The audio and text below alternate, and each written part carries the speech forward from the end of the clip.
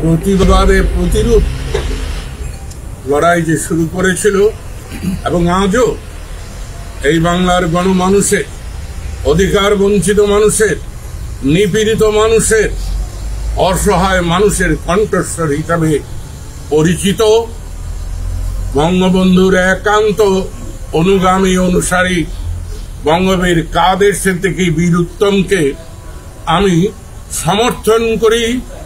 তার সঙ্গে আমি আমৃত্যু থাকব, কিন্তু কোন রাজনৈতিক দলের সঙ্গে আমি আর জীবনে সম্পৃক্ত হব না।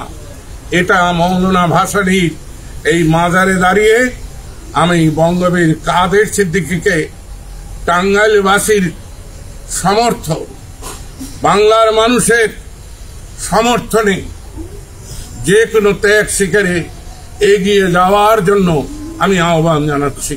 জয় বাংলা, জয় বঙ্গবন্ধু। মৌলানা ভাসানীর আমাদের চিত্তকে শুদ্ধ করুন। আসসালামু আলাইকুম। মিশন 90 সংবাদের পিছনে নয়, ভিতরে ছুটি।